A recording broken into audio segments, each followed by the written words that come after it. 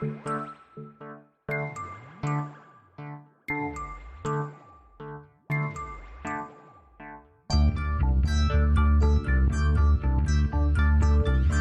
is Continuum Drag, a weekly podcast revisiting television sci-fi, fantasy, and everything in between. This week, Earth 2, episodes 20 and 21. We've been on this planet for 130 days, but somehow that seems like nothing compared to the 81 we've been stuck in this dome. For some of us, the cabin fever was so bad we'd take any excuse to get away, even another scouting trip. Welcome to Continuum Drag, the podcast that can see cyberspace. I'm Luke, here with my co-host Jordan. What's real, Jordan? I have a question for you. How much do you know about plant reproductive biology? I know all of it, man. That's why I got my PhD in. Isn't it funny when people ask stuff like that in TV shows, where obviously it's like a rhetorical question, but it's like, why even bother asking it? No one knows anything. Well, someone answered it, so that wasn't that rhetorical. I suppose. Yale didn't know it was rhetorical. He's just like a know-it-all. She was doing it to like show off. She's like, how much do you know about it? Because I know a lot. And he's like, oh, actually, I know it as well. I actually have Wikipedia in my brain because I'm a cyborg. You're like, oh, you're both insufferable characters. Oh, dear. So this is it, Jordan. Oh, thank God. The final episode. I've went through a, as varied as I can experience, but a myriad of emotions on how I felt about leaving this show. Because I was very excited to finish it, but then, as with a lot of these things, after we've spent hours and hours with them, it's sort of a bittersweet thing to say goodbye to the show. Yeah, I mean, we're coming in at the right timing. I'm not surprised this is the last two episodes. I'm not surprised more weren't made. Yeah, I mean, we'll have some final thoughts, I'm sure, at the end, but it feels like all we needed. Yeah. Well, before we get into the episodes, I was actually digging around to see how much I could figure out if there's like any active fan base left. I know we've discussed it a little bit over the course of the series that like in general it seems like if you find some recent comments, people remember it fondly and like perhaps ask for reboots and comments of things, but like there really isn't much of like an active fan base left. Just some erotic fiction. Just some erotic fiction still kicking around. But no, I found like there was a couple fan sites, but they're mostly places that have been like left online from like the internet 1.0. Like the two that I found that seem to still exist as like dedicated fan sites, they were last updated in 1999 and the year 2000. I bet they just look amazingly archaic. Yeah, they look ancient. And like half the links don't function anymore, and like stuff that was built around it has long been shut down. But what was kind of the most interesting part I kind of found while I was digging around in there is that there was but one fan con that happened for this show back in 1996, New Pacifica Con. Where did it take place? In Albuquerque, New Mexico. Of course, why not? Well, that's where it was shot, apparently. So they did a tour of all the vast expanses they wandered around. They're like, here's that valley. Which one? Oh, the one they spent half the show in complaining about. Yeah, and it's sort of post-cancellation, so it's obviously like these people who are like very excited about the show and wish it would come back. And I was really surprised is at the actual con, which there's old like photos of, which are just great. Like it's like, just in some hotel convention center on hotel chairs. It's surprisingly full, actually. Like a lot of people came out for it. But even then, they managed to get Morgan to come out, Dr. Heller came out, Danziger came out, Yuli and True were there, and the Grendlers were there. They got the actual Grendlers? You know what? It's hard to get the both of them together. They had some infighting through the show. It was funny to see the two actors who played the Grendlers. It never occurred to me it would just be the two same actors every time, but it was. Oh, that's good. But it was funny. It was like they all came out, they all chatted and like talked about their experience on Earth 2. It was just interesting to see. I'm like, wow, they managed to get one con off the ground for this. Not bad. But Jordan, the biggest news from PacificCon 1996, Jordan, okay, was that someone at the con had managed to get their hands on a in-house promo reel that someone made for season 2 of Earth 2. Oh, so it was the studio had made that? A studio had made a promo reel for a second season of Earth 2 before it was canceled. And I'm going to save it for the end, but somebody's uploaded the entire promo reel to YouTube. So there's a promo reel for what was going to happen if Earth 2 had continued in season 2. And I'll tell you all about it after we get through these two episodes, because like a lot of obviously spoilers potentially. Wow. But it's incredible. Well, that's great. I'm excited to see what direction they were going to go, because my feeling was everyone should just die. I doubt that's the direction they were going in. All right, shall we get into the summaries for episode 20? Yeah, Flower Child. Let's do it. Scouting in all directions, Danziger, Bess, and Morgan come upon colorful flower buds, which bust open, throwing a golden powder in their faces. The flower pollen carries a sickness that causes them to emit a golden vapor. How long did it take you to think, I wish this was like Day of the Triffids? You know what? I never considered that. That would have been a great episode. There should have been a Day of the Triffids on Earth 2. I actually thought that's the direction they were going to go in. I thought it was going to be something like that, and I was like, oh, what a cool idea.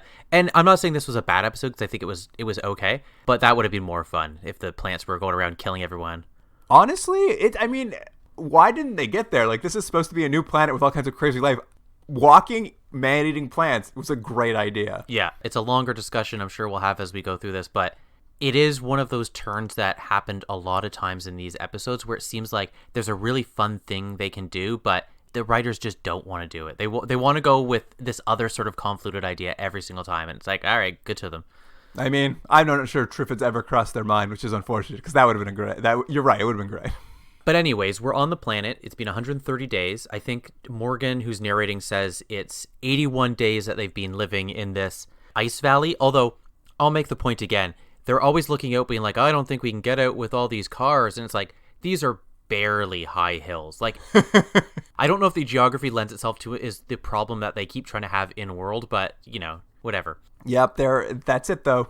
It's day 81 of winter, and they're still looking for a way out of this mountain pass. But it is starting to look like spring's coming, because they find like these trees are budding, flowers are starting to poke out of the ground, and on this one scouting trip, this is it, Jordan. They finally spot a pass out of the mountains that the trans rovers can drive on, I guess.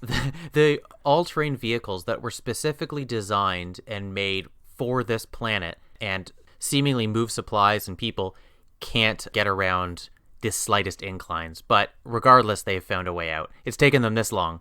It's finally over, Jordan. They're finally going to get out of these mountains. Winter is coming to an end for them, at least. And while they're doing this scout, though, Bess and Danziger come across these little alien flowers sprouting, and you know what? Why don't you stop and smell these alien flowers you just found?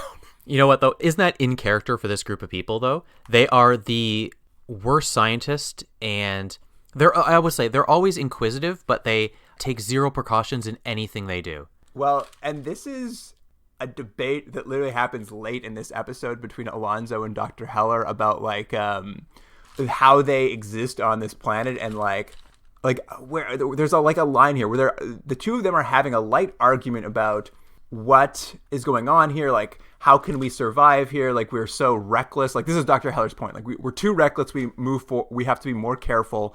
And I think Alonzo says, he's just like, hey, we can't know how to be safe here, it's all alien to us, so we should just bungle forward aimlessly every single like he makes that argument. Yeah. This is the correct way to live, is just like aimlessly wandering forward, hoping for the best. And it truly is the mandate of this crew, is just like, you know what? Just see what happens.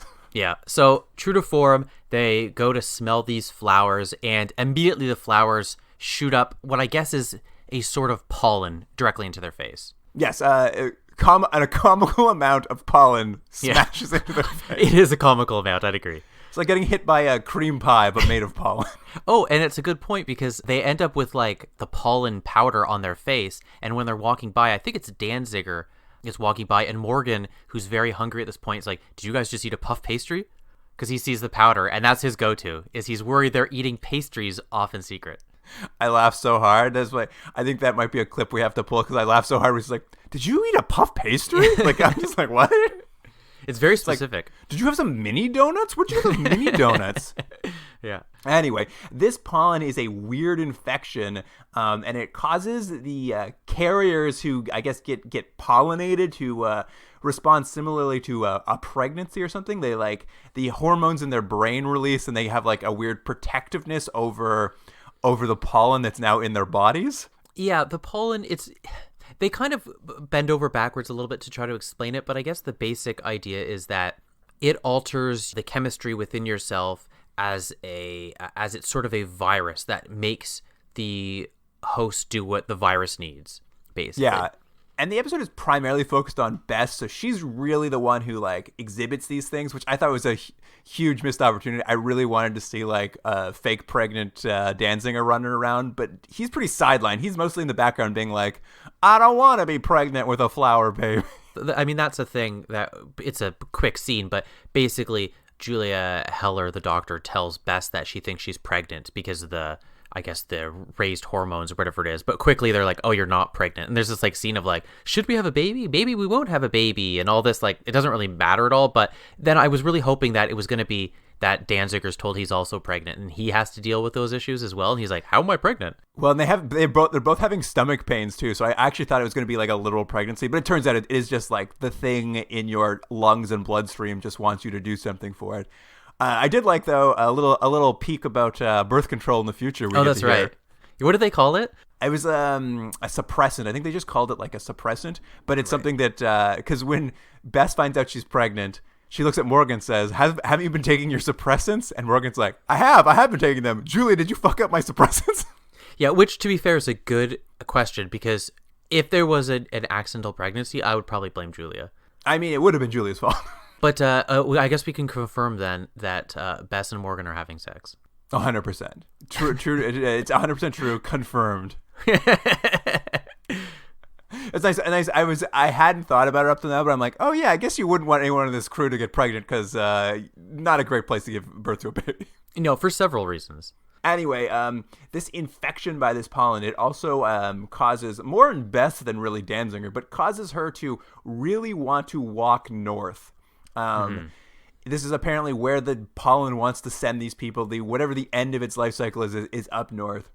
And we get to see Bess casually walk into a newly erected laser fence. That's very funny. They cut to Baines. He's like, finally got that laser fence set up after 81 days. Yeah, I know. I was like, it's a funny thing because they need it for a plot point, because basically she's going to, it almost looks like she's sleepwalking and she's going to walk into it and get injured. But they have to announce that it just got set up now, because the writers are like, this would have solved a lot of problems in several episodes if we had just had a laser fence around the camp. But anyways, just got fixed. She gets injured and everyone kind of runs to her, but then somehow miraculously the injury has healed itself almost immediately. Yeah, the pollen gives her Wolverine powers. She instantly heals herself. Did only her knee touch the fence? That was weird, right? Yeah, she like grazed it with her like leg or something. It was very funny too, because you talked about how like it's taken all this time to get the like laser fence set up, which is just a plot point. But if I were Baines and like I'd been setting up this fence for 81 days and I finally got it like up and running, and then they came back and said, "Oh, by the way, we're leaving tomorrow. We found an exit." I would have been so mad. That's true. I never thought about that. It's like, I've been doing this for 81 days and I got to take it down now. I have a feeling though there was a little bit of his own procrastination time. You order a pizza, it only takes like 2 minutes to make a pizza, but they're like, it'll be 45 minutes because the guy's got to sit around and have a cigarette for 40 minutes. I think it was a little bit of that. This is what you imagine when you're watching your pizza tracker. It's just like someone smoking and then 2 minutes it takes them to make a pizza. No, because I've actually seen that happen. Regardless, anyways. Anyway. Don't get a big pizza side is what I'm saying. They head off to gather some of this pollen to test, and like as always, Julia runs tests on the pollen, can't make heads or tails of it. The consistencies of the show, intended or otherwise, are great, and one of them is that Julia will run a test. She's the authority, but she's also not a very good doctor, which is in the show. And like as a viewer, you think that, but they also mention in the show that she's sort of like a trainee doctor, but she never seems to know what she's doing, and it's great every time. It's just like, why even bring the test to her? Yeah, the only thing they seem to figure out is the pollen they have in a jar. When Bess and Danziger go and like rub the jar, the pollen gets all reactive and turns into like a swirling golden mass that swirls around, and then the pollen inside their mouths also starts to swirl out of their mouths around their faces. Doesn't she say though at one point she's like, it resembles human blood? And I was like, does it though? I think it was just like she can't differentiate between it and human blood. I was like, but one's like a powder gas. It doesn't look like blood. But anyways, I don't know. Who am I to correct Julia? It is confusing. Julia is like, well, we need to come up with a plan to get rid of this pollen. So she like comes up with what she calls an Inferion variant, which is some sort of drug she puts into them so that like it'll kill off the pollen that's in their bloodstream. Didn't you think at this point that maybe this was going to be a pro-choice, pro-life argument episode. I actually thought that might be the direction they're going in. Well, that's kind of what happens is like she starts giving them a drug to get out of their bloodstream, and then she just shoves a vacuum into Danzinger's mouth to suck it out of his lungs. But what I'm saying is this is a little plot point, but it's not the like moral of this episode. No. But what I was going with is just like when it's Bess's turn to get treated, like apparently it's giving her pregnancy feelings. She likes it. She's feeling healthy. It heals her. And she's just like, you know what?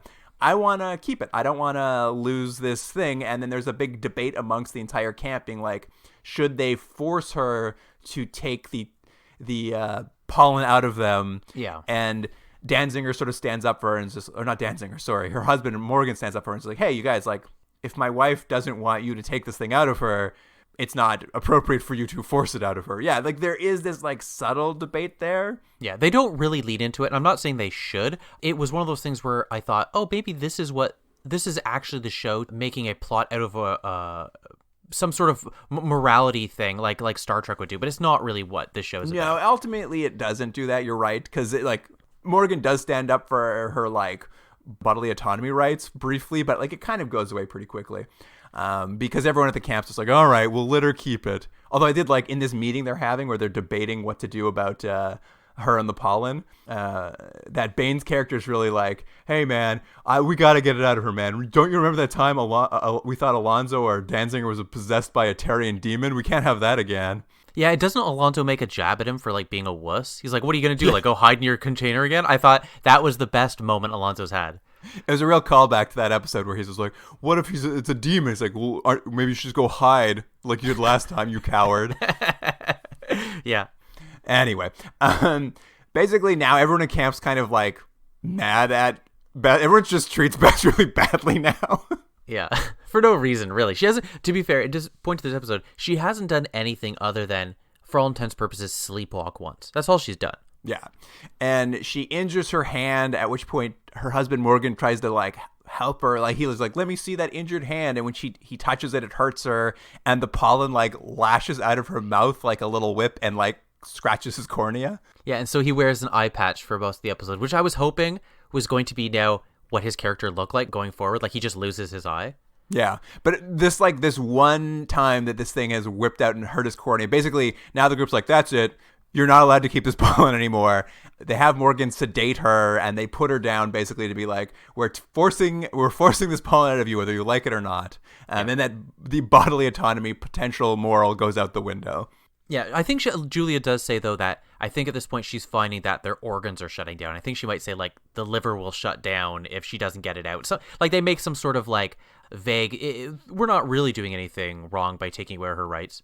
Yeah, there's this weird side thing where they're like, maybe it's going to hurt her, but, you know, we're not 100% sure. Anyway, the whole point of this is she's tied down to a bed. And she basically is constantly begging Morgan, not constantly, it's only one scene, but she's begging Morgan to just let her walk north. She's like, if I walk north, this will all solve itself. Like, we just need to do what this thing wants and it'll all be over. Mm-hmm. And it's very funny. Like, she's begging Morgan this and Morgan really wants to believe her. Like, Morgan actually, this is perhaps the best he's ever come off in an episode. I would agree. Truly wants to support his wife. For all his cartoon elements to his personalities, this was the closest to a three-dimensional human we've seen him, and really the only thing he wants is his wife to be happy and healthy. That's really seems to be his driving force, and in this episode it really gets magnified.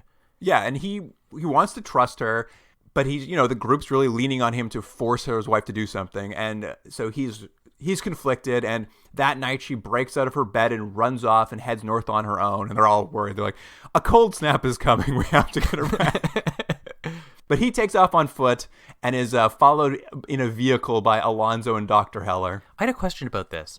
There's several scenes now where Morgan is chasing her. It seems like on the high ground and the dune buggy thing. What's it called again? A rail. The rail is on the low ground. But it didn't really make sense to me because they weren't really covering extra ground.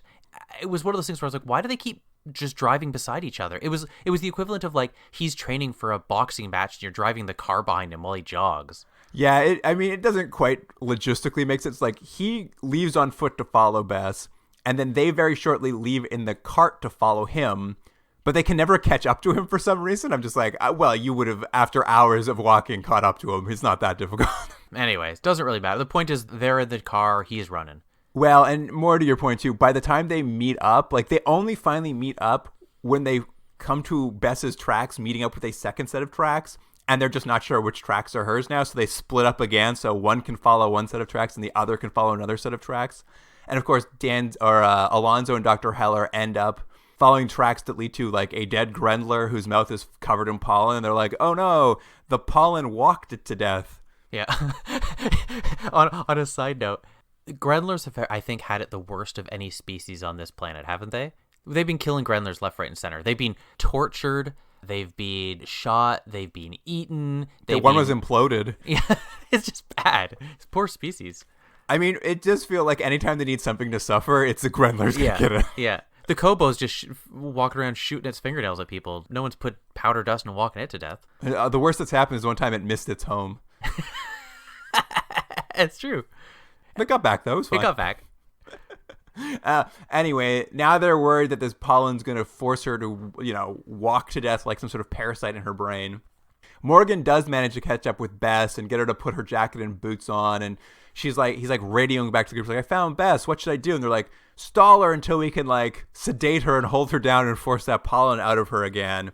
But of course, this is where Morgan is, like, part of this arc for him, or not arc, but like his story is like, I'm going to choose to trust my wife who's telling me she knows what she's doing. If we just keep going north, it'll all be fine. So he heads off with her north, and we know that they're going to try to find out what's going on. Finally, Danziger kind of comes back into this plot. Like, they kind of abandon him, like, back at camping. Like, well, he's just being treated. Don't worry about him. What he's doing this whole time is he's kind of laying in bed, occasionally complaining. That's all he's doing. Yeah. He's like, I don't want to go north. Just take this thing out of me. But he, at a camp, has a weird dream via the pollen where he sees a high mesa on a cliffside and, I guess, a huge smoking pit that he says is breathing, and it's littered in dead bodies. And he's just like, oh, no. They're headed to some sort of pit. My note was Danziger's dream looks like a Metallica music video. And Yale, of course, as we mentioned earlier, because he knows about the reproductive cycles of flowers, he's just like, yeah. What if the pollen's like pollen on Earth, and it attracts insects so that it brings the pollen to other plants to reproduce? But what if on Earth, too, what's on the other end of this pollen's want is something that's not a pretty flower? And I guess this is like the ominous, like, uh-oh, what are they going to find? Hey, I just thought of something right now, though, Luke. The Grendler, poor Grendler, as they said, walked itself to death. So it seemingly walked a very long distance and died of dehydration or some sort of exertion. You know what it should have done? It should have taken one of those cobweb portals. And it got there really fast and wouldn't have walked itself to death. Well, maybe the closest subway station was still too far. Yeah. Oh, yeah, fair enough. Anyway, sort of like, we go back. Bess is still walking with Morgan. She finally reaches her exhaustion point and, like, collapses and, like, falls down a hill. And Morgan's, like, holding her in his arms, and he notices the cuts on her face now aren't healing. So he has actually what I think was the sweetest and maybe best character moment he's ever had is, like, he's holding his wife. She's too injured to move anymore, and they're nowhere near where he needs to take her to, and he doesn't know where she's trying to go to, and he's kind of committed to this plan. So he, like, leans down and basically kisses her and sucks the pollen out of her into himself in order to basically finish his journey and be able to, like, carry her to the pit she needs to get to, which truly, like, these episodes have been great, but I was just like, this might be the best character moment anyone's ever had on this show. I agree. I was like, oh, there's actual emotion and truth in this moment that I was just like, wow, and Morgan gets it. What a wild turn. And we should make the note now. I think Morgan has been, if purposely by the show, the most annoying character, but weirdly because of that, he's been the only character that's even had the slightest amount of growth in this show, even if it gets reset at the beginning, because, gets reset at the end of every episode, but he has weirdly arguably almost had the most screen time and has had the most plots revolve around him for such a odd sort of like villainous character. Yeah, and that's his thing is his villainy was mostly just like A, cowardice, or B, like just like trying to be pragmatic on this planet in a way that the other characters just aren't. And I wonder if like as they went further and further, and I've become more forgiving of that character. I agree. I wonder if he's just the most recognizable as a human being. Like he seems like he's really flawed, but at least I can recognize a human being in him, whereas everyone else is just like too much of a 2D cutout. Yeah. Anyway, they finally reach this mesa with this smoking chasm that they've been walking toward. There's some skeletons around it, so it does look a little ominous. Yeah, I was curious about the skeletons. Is it that they walked so far and then died, or is it that they got that far, the pollen came out of them, and then they died of exhaustion? Was that what we were supposed to think? I took it to mean they died just before they got to the pit they're trying to get to. Basically what it is they've climbed up a volcano, is what we've seen. More or less, yeah. And the two of them, Bess is sort of awake now again, I guess, and they're both exhausted. They're both like crawling on their hands and knees toward this chasm that's like just smoking out of the ground. And at this point, Dr. Heller and Alonzo finally catch up with them in the rail. And Dr. Heller's like, we've got to stop them from throwing themselves into that pit. Yeah. And what I liked was like, Alonzo's like, nah, I got a better idea. Why don't we tie a rope around their legs and see what happens when they fall in? You know, you made fun of his strategy for life before, but it's sure going to work out this time. I mean, when he's right, he the entire argument they're having about whether they should be more careful or less careful, it really falls onto his side at the end where it's like, he's right. We should just blunder forward always. Just that's the right thing to do. Yeah, and I think I've mentioned it before in this show.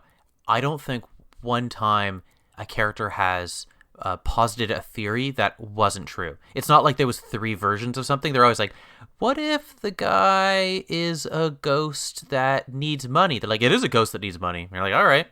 Nailed it.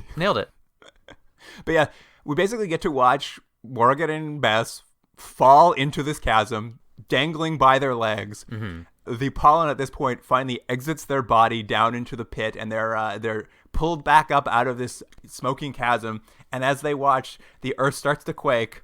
The chasm erupts, like at first like an orange-red explosion comes out of it that then becomes a green explosion. Mm-hmm. And then they're like, hey, you notice the air's getting warm and moist now?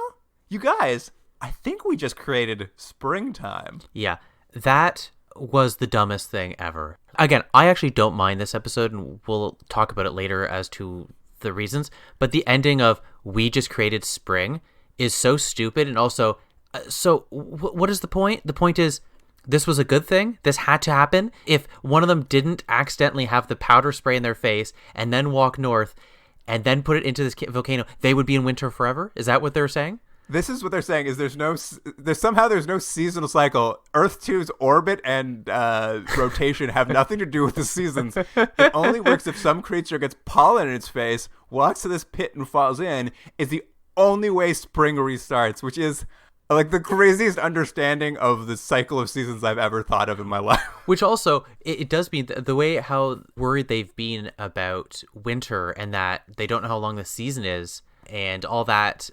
You can end winter in like 30 seconds if you want. Yeah, exactly. But all their anxiety was true. They should have been really worried because the chance of them stumbling upon this was very, very unlikely. Yeah, winter would have gone forever. But I mean, the thing is too, like, wouldn't some other animal, like, this planet's been going on for, millennia.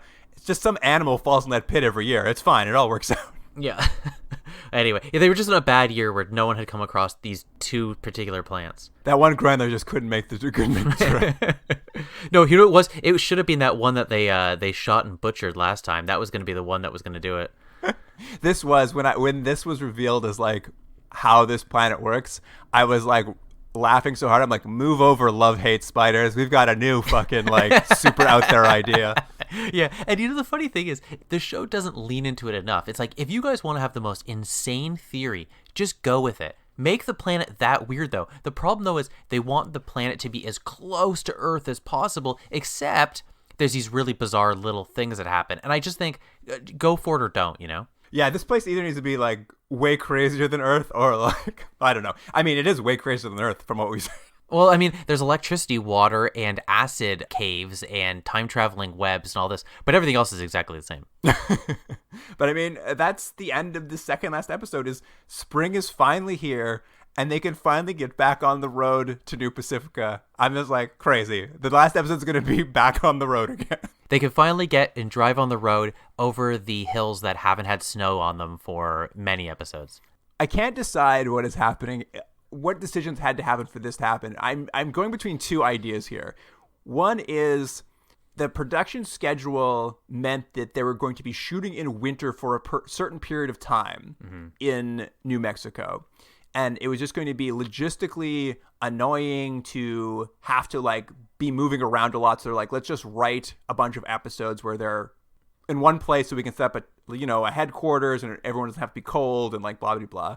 Or B, the studio comes back to them halfway through the season and says more standalone episodes, less continuity, and they're like, all right, well, let's get them stuck in winter and we'll just do a bunch of standalone episodes that way for the rest of the season. Like, I can't decide what the decision was to make them be stuck in winter for so long. I think it's probably a little bit of both, but I would lean more to your latter idea. I think the show in the second half, someone said you guys need to do more standalone episodes, and they were worried that if they keep progressing, the characters keep traveling, it won't make sense why they haven't reached New Pacifica or why the mythology hasn't continued. So I think they're like, let's just stop them here.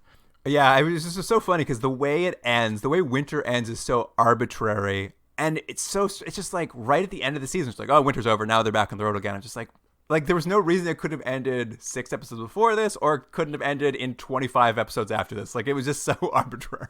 And again, winter wasn't even really used other than an obstacle that they couldn't travel. It wasn't like any of the episodes were specifically winter based. It was just why they were having all these standalone episodes. So anyways, that brings us into episode 21, All About Eve. Yes, here's the IMDb summary for All About Eve. My mind is filled with visions of my own death, and I'm scared.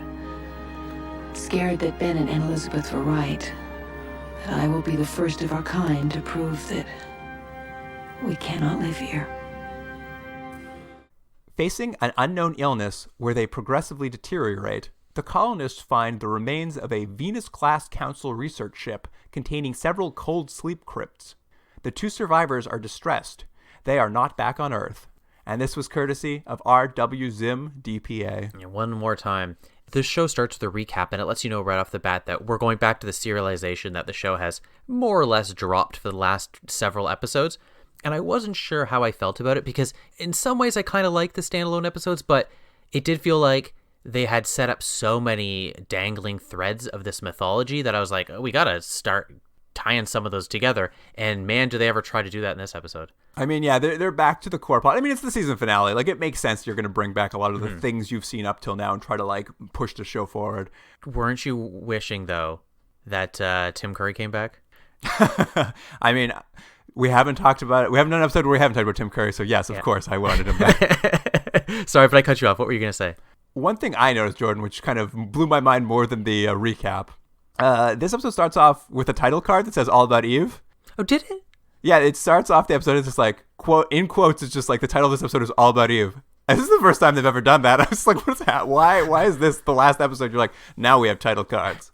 And I was worried when I saw the title. I thought Eve was that lady who always goes, la la la la la la. And I thought, oh, if I have to see her again. But it's not. Her name's not Eve, is it? It's Mary. It's Mary. I don't know why I thought it was Eve. I was just very worried I'd have to see her again. I don't like her. It was called There's Something About Mary, Then You Should Worry. Fair enough. Anyway, the episode starts off at a funeral for a character named Ibn Sin, who we've never met before, and I was just like, why are we killing characters we've never seen before? We've got so many characters we could kill. Yeah, they clearly start developing and building these other side characters. Why not kill one of them? Kill Little Mushroom Cut. Just a character I've never seen before is having a funeral. I was like, just give me someone I care about dying. Yeah.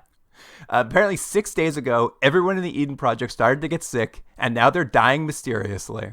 Yeah, and what are the symptoms? They kind of get dizzy and then lose motor control. That's basically what we see? Yeah, that's basically what we're told is happening. Everyone just kind of is a little lethargic around camp. And to cope, Morgan goes off and fires up his old VR drumming program, which I haven't seen in so long. It's the 3rd time he's done it in this show. And he's out there, he's drumming in VR on some great mesa in New Mexico when a mysterious sax player joins the VR, a man named Franklin Bennett. And he's like, hey, love your choice in music, but if you want to save your friends, why don't you listen to what I have to say? Yeah, it becomes very clear quite quickly that he is not part of Morgan's program because Morgan doesn't know who he is, and he's sort of, in this world, sort of breaking the fourth wall of this VR simulation. And he's a great sax player. That's true, sure. It's only going to cost him a small favor in return to save the entire Eden Project. It's worth it. Yeah, that's true. Morgan basically, I guess the favor he has to do to save the people is he programs their trans rover basically to stop moving at a certain set of coordinates during tomorrow's big drive down the road day. And it's very funny, like, they're driving, the trans rover stops, and they're like, why did it stop so suddenly? I don't know. And they're like, hey, look over there. It's a giant spaceship that's crashed. I know. They've done this a few times in the show where they're like, there's nothing around. And then a character looks to the left and they're like, wait a minute, there is something there. Because it's so large and it sticks out at such an angle from all the scenery around it. There's no way you wouldn't have seen that for miles before. It's like, it's all flat terrain. Yeah, the favor would have made more sense if they had Morgan change the direction or like the heading they were on or something, not just break down at this one spot and then they'd look up and be like, hey, look at that giant spaceship. We wouldn't have known. We would have just driven right past it. But regardless, he has fiddled with controls so they will get to the ship so that stuff can happen. But I think, who is it that goes in? It's, I think, Alonzo and Danziger go in. Oh, yeah, because Alonzo's like, they get to the ship and they realize it's a generations old ship. Yeah, it's 100 years old. It's a Venus-class ship. No Venus-class ship has been in service forever. But Alonzo knows how to fly it because, again, he's over 100 years old. And he remembers how to open it, too, because he has all the memories from He's got all those memories. That's why he's so helpful and useful. Yeah. He remembers all that old tech. This ship, they realize, is at least 30 years older than any known arrival on Earth 2 from Earth 1. How many different expeditions have landed on this planet that they don't know about? It's crazy, right? There's a moment, and it's my favorite moment right at the end of this episode, where they're going to get back on the road and they're leaving the ship behind. And Morgan's just like, hey, there's a lot of like really valuable parts on that ship. Maybe we should like take some of them. And they're like, why? They're not useful to us on this planet. What are we going to do with them? He's like, we can trade them or something. And they're like, with who? And Morgan's like, I don't know. We just keep bumping into people. I think we'll probably bump into someone who'll use it. And I was just like, Morgan's starting to break the fourth wall. Morgan's starting to become self-aware that what kind of show he's on, that he's like making this suggestion. And when people push back, he's like, don't tell me we won't bump into people. We bump into people all of the time. They've already bumped into two different species, the Kobo and the Grendler, which the Grendlers are big into trading. They've bumped into the cave people. They've bumped into the universal soldier type people. They've bumped into radical biologists who also are ghosts. They also bumped into the group of penal colonists who, what's his face, killed Olive. And the Terrians. I forgot about the Terrians too. And as they've been told, and the mythology is going to come back on this show, not the mythology, but the serialization of, there's a sort of governmental organization that is somehow controlling things through spies, which Julia was one. They're also maybe on the planet, maybe hovering above the planet. Those are all the people that are all there that they didn't know about. So Morgan's right. They should take it. Who knows who they'll bump into next? Not to mention that acid rain and electricity water and all the other stuff. Anyway, they get into this ship. They're looking around. It still has power. They find there's a bunch of crew who are on the ship that are still in their, quote, cold sleep crypts. Is that what they called them before? No, I don't think so, but I loved it. I was like, cold sleep crypt is the best way of describing one of these chambers. Like, it's so dark. It's like, oh, let's just put you in your crypt. Hopefully you wake up. Yeah, but people have been cryogenically frozen since seemingly for several generations. And one of them, of course, has the name tag plate on his cryocrypt of Franklin Bennett. So Morgan's found the man he's looking for. Mm-hmm. They go through the ship's logs and they kind of figure out this is a council advanced research team that was sent here to scout the planet like generations ago in advance of a colonization. And they're not sure if they should wake the people up because they're like, hey, they've been in sleep a long time. There may be like sicknesses as a result of that. But of course, Morgan sneaks off from camp as he always does, and he just starts like cycling up these old cryopods so he can get Bennett out and talk to him about how to save people. What is the moral decision that you have when you come across some people that have been frozen? Are you supposed to unfreeze them or are you supposed to leave them? What's the better thing to do? It's a good question. I mean, I think their thought was, let's leave them for now and come back for them when we can properly care for them, which probably makes the most sense, I'd say. I guess my inclination would be to unfreeze them, but I guess they're also starving, so why would you add extra people to that? Extra mouths, especially when they're safely frozen for now. And who knows, like they might be dead, but their psychic energy might still be working, you know? Yeah, you don't want to get another person possessed by psychic energy. That's a callback for the real fans. Anyway, Morgan cycles up their things. Some of the pods start failing, and basically the only people who survive unfreezing are Bennett, who we know was the person he's trying to get out, and then I guess his girlfriend Elizabeth Anson also survives the unthawing. And I'm gonna make a note on IMDb. Franklin is credited as Dr. Franklin Bennett, and she's credited as Elizabeth Anson. But in the show, they're both doctors. Yeah, I mean, if anything, she's certainly the doctor. They make that very clear. Yeah, but I just think it's something I think we've seen before. For some reason, the man is credited as a doctor, but the woman isn't. Well, it's just like that old joke, Jordan. They're both hit in a car accident, so how can the doctor? That's right. That's how all these shows were written. But anyways, Morgan fiddles around and he does wake him up. He wakes him up. These two are surprised they're still on planet G8889, which I forgot that was the name of. What they had, I guess, thought they were going to leave the planet in this ship and go back to Earth, which I don't know if that really makes sense, but then I guess it just took off slightly and landed back in the ground with them frozen? I guess so. I mean, I guess the idea was their scouting mission to Earth 2 had been finished. They're headed back to these stations to report back. But Luke, how long did it take them, the Earth 2 people, to get here? It took them. They all had to go to sleep for like 30 years, didn't they? Yeah. Well, it's been like 80 years or something. They've been in this ship apparently. That's what I mean. But like, they're gonna come back, report to who? Like the people, council. The council's children. I mean, that's how the show works. Is it's a multi-generational conspiracy. You have to pass the conspiracy on to your kids and your kids' kids, All so right. you can keep the conspiracy going. Okay. Anyway, now that they're awake and they're surprised to be stuck on this planet, they do happen to know why everyone is getting sick. Apparently, everyone in the Eden crew has these stat chips, that, like something installed by the government that monitors them from a distance. And of course, nobody in the Eden crew, or apparently no one on Earth knows. Everyone on Earth has been given these stat chips installed into them. It's given to them when you get your flu shot. Bill Gates is involved. 5G towers are involved. Yeah. It's a real conspiracy. And somehow it's untraceable. It's just one of those things you just have to hand wave over. It's like there's this implant put in them. You don't know about it. Just the way it is. The government does it when you get a flu shot. And they can't be taken out because once the chip's in it, it builds like a copper neural network into your brain or something to properly monitor you. So it's unremovable.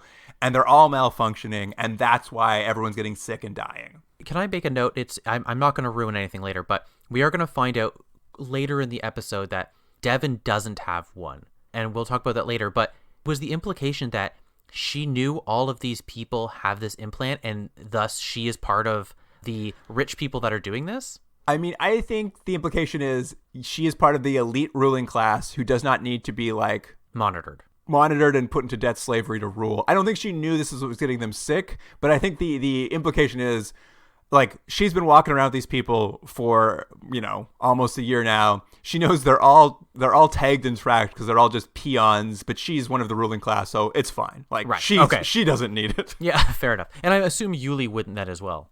This is my assumption as well. There's no way Yuli has one if Devin doesn't have one. And she's not only doesn't have one, is aware of them and is aware that the government illegally installs them to people and doesn't seem to care that much. Well, that's what I mean. Like, it seems like there'd be more of an awkward conversation about that, but anyways, it doesn't really matter. It's not the point of this episode. I know. They never get into that. I was also just like, this is very awkward that you knew the whole time and didn't mention to anyone.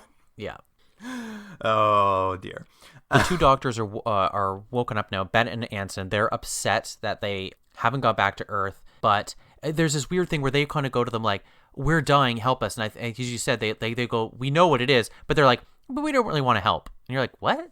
Well, that's kind of what happens is turns out Bennett knows a little bit of what's happening. And he sneaks off to call up to the orbital council ship, which is, I guess, presumably where the Riley character from the council must have been this whole time. But like he sneaks off to call the ship, and there's a great effect. They pull up this like holographic screen that's constantly spinning, and people's faces appear on, I was like, oh, that's a fun, good sci-fi effect. But he basically goes to call up the mysterious forces above the planet, which is great because like as soon as he does, the entire team walks in. It's like, what are you doing? Like, and I was just like, okay, so I don't know why they bothered having him like go off in secret because the entire team's going to show up and like learn the truth now. But what they discover is, when Bennett arrived in the scouting mission, they installed an orbiting council AI assistant named Eve, who has been up there monitoring their trip, but is also up there monitoring everybody on the Eden Project.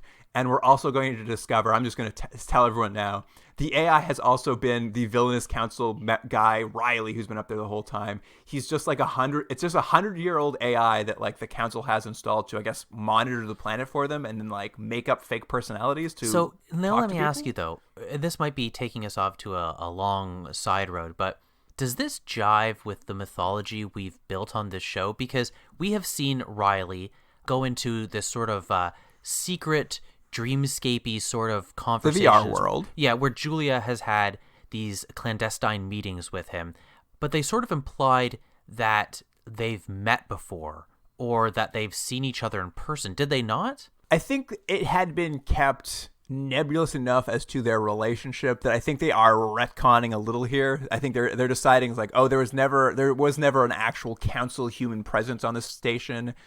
There's just this AI in orbit. I mean, maybe that was the plan all along. Like, it does feel a little retconny for sure. Because they're like, now we have two personalities. We have Eve, who is just a naked woman for some reason. Yeah. And then Riley, who's like a fake council member who gets to wear clothes. I feel it's more of a retcon than anything because, as you said, we learn that he's a computer program and he's starting to glitch. He also, for some reason, has a mustache, which he didn't have before. No, didn't he always have a mustache? I don't think so.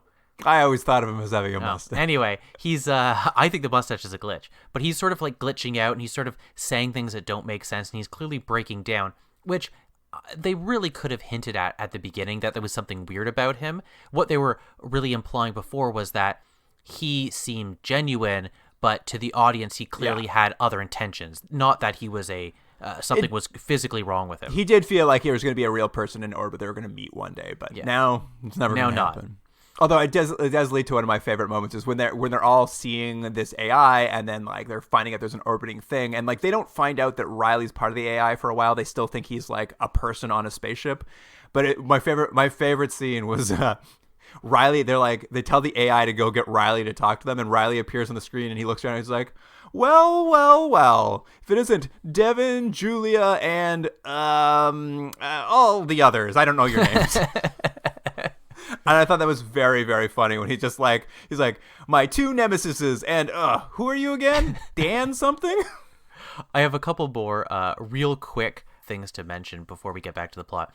So this plot was set into motion by Bennett jumping into the VR with Morgan. Mm-hmm. But when he wakes up Bennett's like, I didn't send that message, and he doesn't know anything about it. Is the implication that the computer program wanted Morgan to wake them up for reasons? Yes. Well, I mean, we can do that now. I think that is the implication. Is the AI was waiting for someone to go into the VR space so they could appear in the VR space and like send somebody to the ship, because there's a simple fix to what's happening.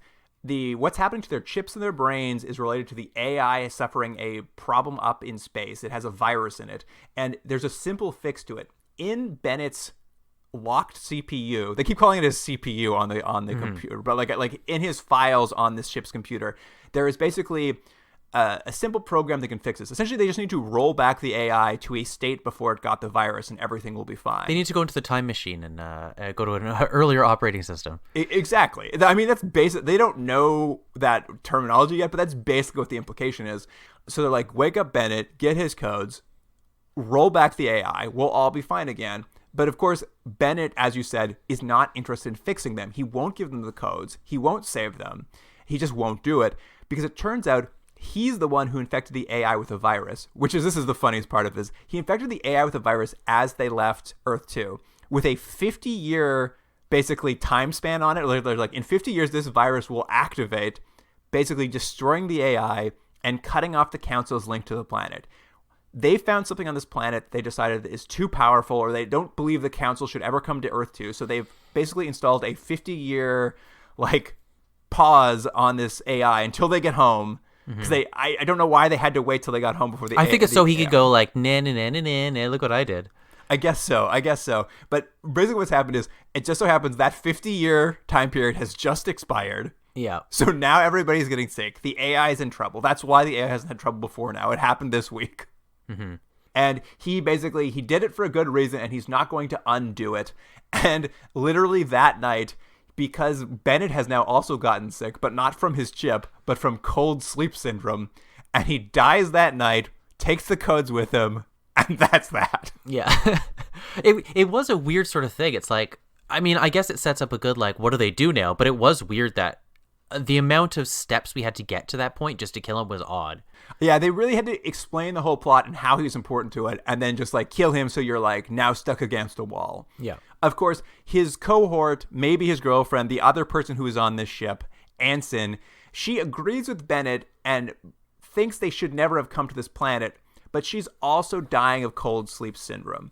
And she has a change of heart, I guess, as she's dying to save the Eden Project. And while she doesn't have the codes to do it, she has an idea to do it. Is she thinks they can hook Yale's cyborg arm up to the computer, which they do, and he'll enter the computer and try to navigate through the CPU encryption to, like, find the, like, rollback function. It made me think, though. Remember in the episode where they had the geolock going?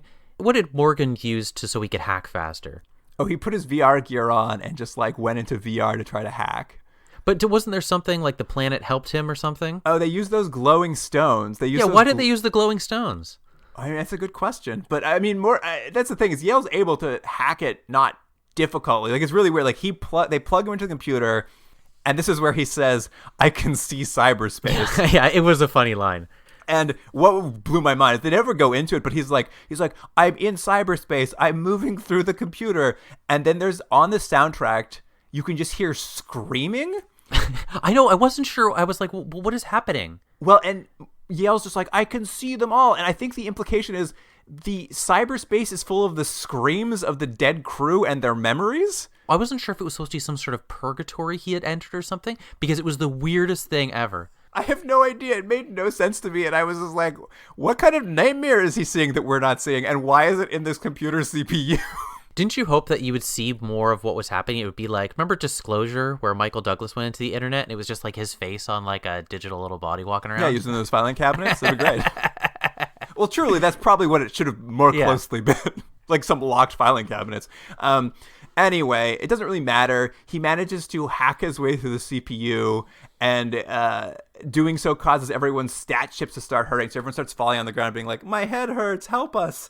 But he gets in, he finds the rollback, he sends it up to the AI so this AI gets better. The computer he's using explodes for some reason because it's so difficult to hack this thing, throwing him across the room. But essentially, the AI becomes virus-free. The entire Eden crew instantly gets better, and Anson, on her deathbed from cold sleep syndrome, explains why they wanted to stop the council from ever coming to Earth 2. Apparently, they're like, we can never colonize this planet because if we try, the planet will reject us and kill the colonists we send.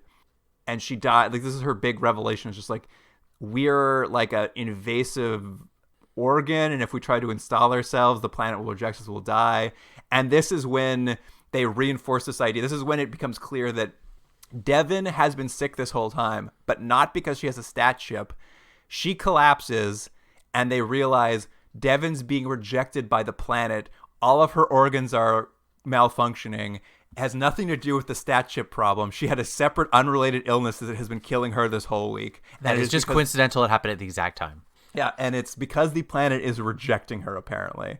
And so the crew chooses to freeze her in one of those cryo crypts with I guess the idea is they're going to freeze her because she's dying so catastrophically, and they'll come back to her later when they can set up something to save her, I guess maybe at New Pacifica or whatever. But basically, we're ending the season with the idea being Devin needs to be frozen because she's dying. She's not going to make it. And like there's a big VO from her being like, will I ever see Yuli grow up?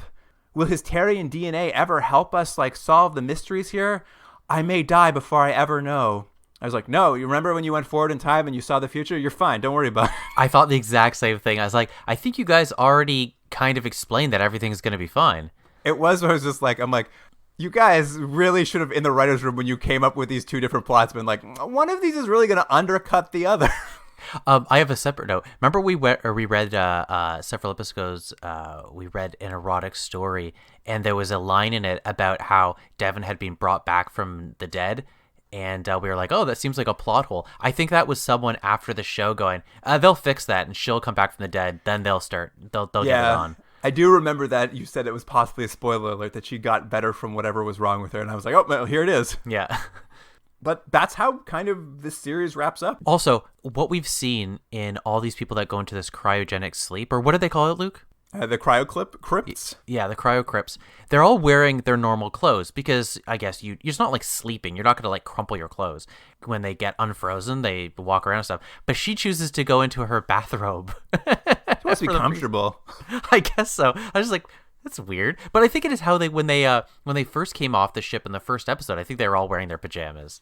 That is true. They went in for a long nap. She just knows how to. She knows how to be. She's like, it's like she's going to the airport. She's like one of these people who's just like, I'm going in my pajamas. But that's how it ends with her frozen in a bathrobe.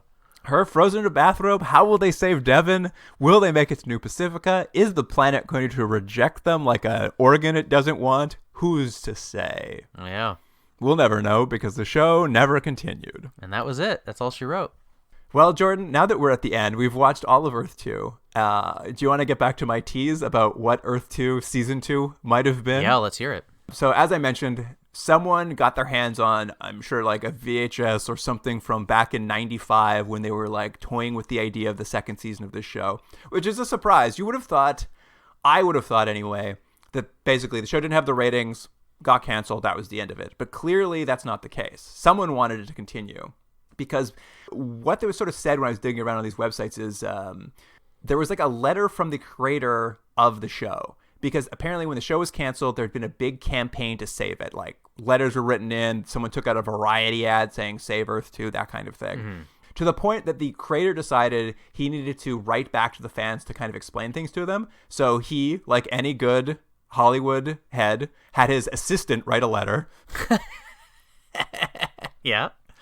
So his assistant, instead of him, wrote a letter to all the fans to thank them for trying to save the show and explain to them that basically, I think it's NBC Universal, that might not have been exactly who they were at the time, but like they found the show too expensive to continue as it was. They were just like, this is too expensive as a show to keep going the way it's going. They already paid for 2 Grendler costumes. They're not paying for 3. So what they did is the network fired the entire writing and producing staff and brought in a brand new producing team for season 2. That producing team created a promo video basically explaining to affiliates the new direction season 2 is going to go to like bring them back on board and move forward with the show. So this promo tape on YouTube, which thank God somebody still hadn't put on YouTube. We'll find the link and we'll put it on our social media stuff after this is over. And Jordan, you should really watch it. It's bombastic. It's over the top, like just like driving Jurassic Park music. They're really trying to get you hyped for season 2. It's the best. In fact, they're just like, I believe when it starts, it's just like huge titles appear and it's just like rethought, retooled, remarkable. Nice. I'm in already. But believe me, man, they are heavily retooling for season 2. So basically, season 2 is going to begin at New Pacifica. And New Pacifica is going to be taken. All the colonists are going to have arrived. And now New Pacifica is this pioneer city full of rugged individualists. It's going to be a real Wild Westy pioneer town. And the colonists who have arrived, they've come with new technologies. They've come with new weapons. And they've come with new ideas. So it's going to be like lots of crazy stuff happen in every episode. They're really going to find some new ideas. Like they're promising this year we'll have ruthless warlords that show up to attack New Pacifica. Aliens from other planets are going to drop by and visit the colony. They go into kind of what they start like breaking down each character and how their characters are going to like either change or in some cases be relatively the same. There's like they say Devon's going to become like this passionate visionary who's trying to make the colony work. So not dissimilar to what she is now. Danzinger's going to be a real MacGyver with an aggressive attitude. Yeah, it's not too different. Not too different. I do like they say he's going to be MacGyver, though. That's very funny. Because you can't have a woman be the leader, they're going to introduce a brand new leader who arrives in the colony, a man named Isaiah Ford. He's going to be a captain with a troubled past who the entire colony begs to become the new leader and take over from Devon, and he's going to be the reluctant father figure the colony needs. Aren't you getting tired of people with troubled past? Don't you want a character to show up and they'd be like, what was your past like? He's like, perfectly fine. Oh, I had a nice upbringing. Nice Parents were childhood, together. yeah, it's good. So they're bringing a new leader to take over for the colony. That's going to come in season 2. Alonzo is going to regain his zeal for life and love. Okay. But also, remember when he broke his leg and it got better? Yeah. Turns out the planet fixed his leg and now he has superhuman strength. Oh, wow. He got $6 million man, huh? Yeah, he's going to be a $6 million man in the second season. Yuli and True are just going to become Huck Finn and Tom Sawyer and go on wacky adventures. Right. I'm not interested in that, but yes. Great. Dr. Heller, this time she's going to get all this tech that arrives and get to set up a cool new hospital. I assume she'll be like Iron Man now. She'll just be always wearing like cool robotic suit. Yeah, she's just wandering around this hospital. Yale is going to die tragically and be replaced by a teenage cyborg. Now that's a great idea because kids don't want to watch an old guy. It's like when you were trying to cast Morgan Freeman in our thing, and we were like, no, it's not what the kids want. I was dead wrong. So a teenage cyborg who used to be I guess he's a juvenile delinquent, used to be a prisoner, comes to the planet. He becomes their Wikipedia, and that new leader Isaiah, he's going to become Isaiah's surrogate son. Oh. Okay, so sure. They're really building those two characters together for some reason. Also on screen when this is happening, when they're describing this new cyborg teen, the text on screen says, half boy, half machine. But it should have been like the RoboCop, because remember RoboCop's thing was half man, half machine, all cop. It should have been like all delinquent. Exactly, yeah. Next up, and this is a direct quote, Jordan, from the video. In a final act of cowardice, Morgan will abandon the group only to meet his fate in a botched escape. So they're going to kill Morgan too. Right away. Morgan's dead. They've killed Morgan. Right. But this is because, for Bess, quote, free from Morgan's domination, end quote, she will enjoy and explore the passions of other earthly pleasures. Oh, so they wanted Bess to be getting on with other people. Yeah, Bess is just going to start fucking around. They're like, guys, she's too attractive to be with this cartoon character. Yeah, very funny. They're like, Morgan's dead, Bess is on the market, everything's fixed.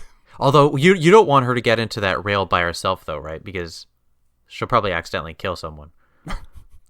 What did she do with the rail? She did it in real life, is what I'm saying. She killed someone with a car. Oh, right. Very sad. Very sad, yeah. Everyone. Yeah, just to bring that up again. And then finally, Jordan, Grendler will join the cast of regulars, or as they call him, a drooling cave dweller. Oh, he's going to be like their Slimer? Yeah, I guess they find him and he just joins the team. Right. You know what? This does sound like a better season. Anyway, the basic takeaway from this is kind of the conclusion of this video says, it's going to basically become a show of self-contained action adventures, quote, gone are continuous story arcs and esoteric concepts. Well, it's funny. I kind of agree with it, and not maybe to the way it sounds. Like, I get that it sounds like it's dumbing this show down, and it's not that I'm against serialization, but it's an argument I make as we wrap this up, is that I think this show never quite was what they wanted it to be. This show, for all intents and purposes, played out like a kids' TV show that thought it was a lot smarter than it was. Or if it was intelligent, those ideas got so watered down and neutered and muddled that they never came across well, I don't think ever, in any episode. So it's why not make it an action-adventure show? That's what you guys probably can do better than the show you're trying to do. Get these esoteric concepts and toss them in the trash heap. If you can't do them, Fair enough. Let's get to that senior cyborg in here. Yeah, let's get him in. Let's have him skateboard on some sort of rocket launcher thing and done. Yale falls off a cliff and this teenage cyborg appears. Get out of here, old man. There's a new sound in town. He does a kickflip on his skateboard. Yep. Oh dear. But yeah, it's crazy. I don't think we've ever encountered anything that was canceled after a first season, but it's crazy to me that everyone involved, even though they couldn't agree what the show was, really did want to see it continue. A big break between creators and the network, but the network's we can fix this, and here's how. Apparently it didn't work. Apparently the affiliates didn't sign off on this. It'd be like Tech War. They're like, Tech War, second season, now with no writing from William Shatner or his family. That's not Tech War then. Yeah. I mean, that's it. That's all I've got, Jordan. That's all I have to say left about Earth 2, I think. Well, let's do our final thoughts on it. You want to get some ratings in here? Mm-hmm. What were your thoughts on that last episode, Flower Child? I'm sort of two minds of it. I like that it was a standalone episode. I liked it wasn't about the kids. There wasn't the stupid layering of mythology that the show always does.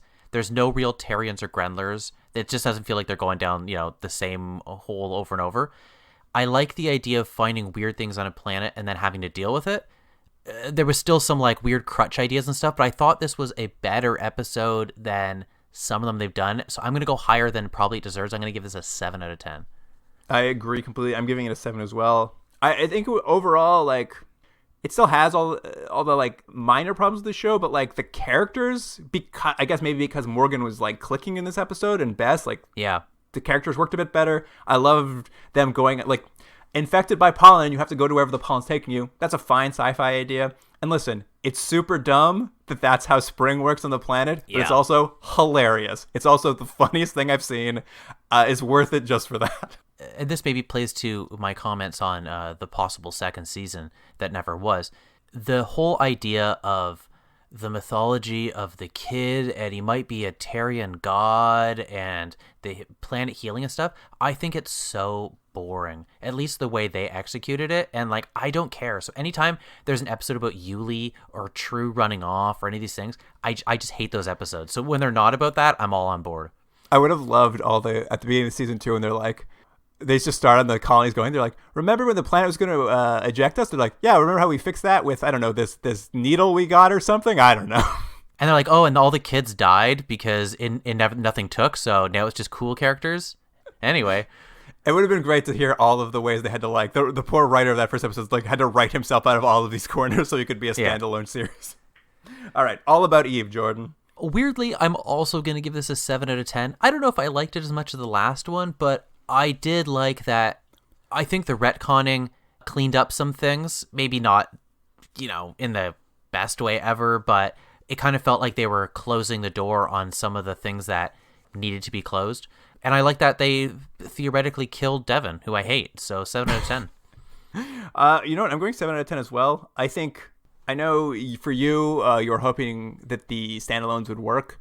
Honestly, getting back on the road and kind of moving the show forward again helped. Like, it gave some momentum to I agree. It did. It's crazy how, like, it improved the show, even just by not feeling trapped in that stupid place. Mm-hmm. And, fun science fiction. You got to roll back your AI as an operating system. That's fun.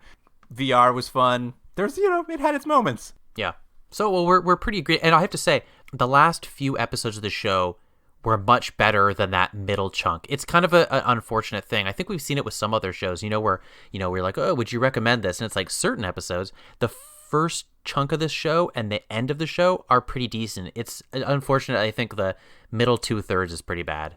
Yeah, I guess it just shows, I think it must be what happened. It's like, clearly they were a little lost after they got past the beginning and they were just driving around. It got a little lost and they didn't know what to do with it. So they froze them in one place, hoping that would fix it. Turned out they didn't know what to do there either. And it was just like, I think they have a good idea at the beginning and a good idea where it's going, but just no idea how to connect the two. The same issues persisted throughout the shows, all the episodes. None of the characters were really relatable, or I don't think any of the viewers were that interested or cared about them. There wasn't a satisfying arc for any of them. Any lessons they learned were sort of unearned or really amounted to no actual growth. So everyone kind of stayed the same and flawless. There was this mythology that layered over itself over and over, didn't adding anything or creating any sort of interesting results. The in-world logic is confused and inconsistent at best, and all of the solutions sort of had, so they had easy solutions to difficult problems. So everything ends up kind of muddled and perfunctory rather than insightful. And I think that's the issue that I had that I mentioned before. Like, ultimately, I think this is a kid's show because the level of thought and complexity of it is very, very thin. And despite these esoteric ideas or these large ideas, they're at best speckled through. I mean, I think that's the perfect point. Is I think not every episode, but most of the plots or the ideas started off as like a complex, morally gray idea, but the conclusion always had to be a kids show happy ending. So it was just kind of like those two concepts didn't jive together at all. So it was just like you'd start in one place but have to end in like the most bland place. It just never worked. Well, it's like there was some interesting ideas there. It's like, is this going to be about ideas about colonialism or like scarcity of resources or like issues with class and money or the sort of ignorance that they have of trampling on indigenous populations?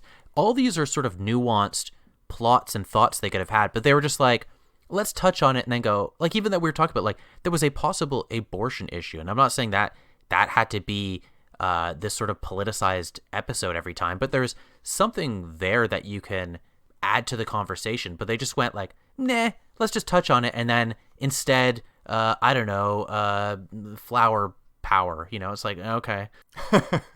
Yeah. I mean that, I think you've hit it on the nail on the head. It's a kid's show that for some reason they thought it could like also pull off so much more, but they couldn't tie those things together. It never worked. Yeah, because the show is at its best when it was its silliest. Like you're saying, like the plant that brings spring, that couldn't be stupider, and it's hilarious. But it's like, you know what, if you guys are going to go for it, lean into it. Lean into the electricity spiders at time travel. Like, make this the weirdest planet ever, and at least have it be fun, because the worst thing this show did was sometimes was just boring, and that's a bummer for a TV show. Well, Jordan, do you want to know the final rating for Earth 2? Where we ended up? I think we raised it up here at the end.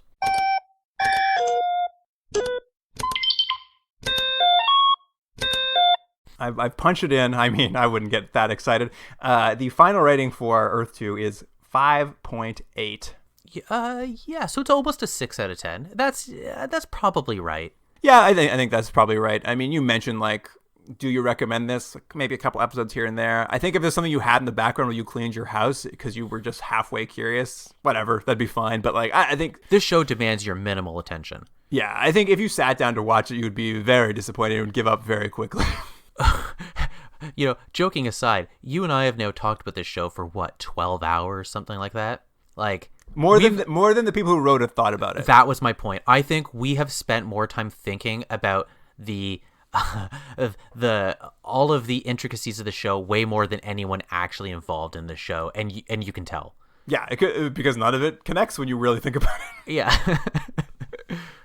All right, well, that wraps it up for Earth 2, Jordan. Listener, if you have any thoughts on any of this, I don't know why you would, but maybe you do, you can email us continuumdrag@gmail.com. And of course, on Instagram and Twitter, we're going to have some clips from these last 2 episodes so you can revel in the glory of Earth 2 as it goes away. Yeah. But that wraps it up. So, listener, thank you for joining us. Jordan, I'll see you next week. On to something new. Yeah.